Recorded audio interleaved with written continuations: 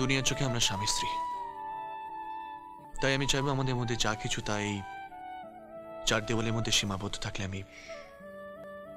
আমি খুশি হব।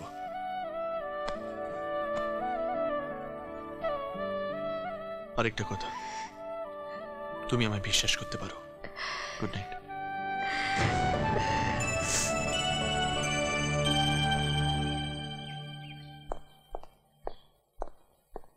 মা, আমি একটু বেরোচ্ছি। চিরে সাত সকালে তৈরি হলি, কোথায় যাবি? অফিসে একটা জরুরি কাজ আছে।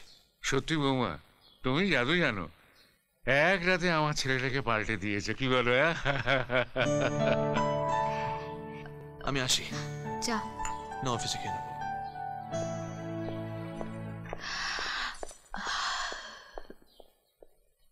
সরি। ঘরে গিয়ে রেস্ট নাও। সত্যি আমার মেয়ের অভাবটা পূর্ণ হয়েছে। হ্যাঁ গো, বৌমা যে হাই তুললো, কাল রাতে তাহলে ঘুমোয়নি নাকি? হ্যাঁ, তুমি তো আমাকে সেই রাত্রে খুব ঘুমোতে দিয়েছিলে। আস্তে আস্তে সব প্রবলেম সলভ করে দেবো স্যার। তাহলে এই কেসটা এতদিন ফেলে রেখেছিলেন কেন? এই চা বাগানটা কেনার আগে সব ডিসপিউটগুলো আপনার মিটিয়ে ফেলা উচিত ছিল। মেটাবার তো অনেক চেষ্টা করেছিল, কিন্তু ওরা তো কোনো কথাই শোনে না। বারবার অন্যায্য দাবি তুলে স্যার ধর্মঘট করে বসে। ওকে, আপনি একটা কাজ করুন, আপনি আমার কেবিনে ফাইলগুলো পাঠিয়ে দিন, রাতে বাবার সাথে আলোচনা করে নেব। Okay? Okay sir. The meeting is over. Thank you so much. Hello. কি রে নীল, তুই এতক্ষণ অফিসে কি করছিস বলতো?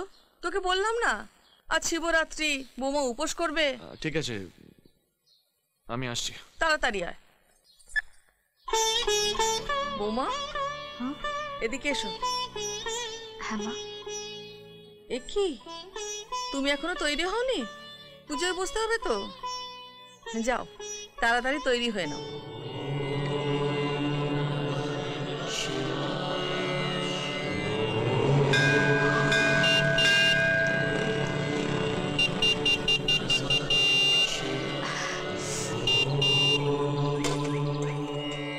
উফ, তোমার আর তর্স হয়েছে না?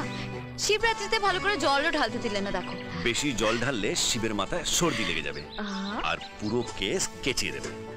তার চেয়ে বলো, কি মানত করলে? মানত মনে মনে করতে হয় মশাই, মুখে বলতে নেই। বলবে না? খুব খারাপ হচ্ছে কিন্তু, বলো নইলে। নইলে কি? কিছুই না,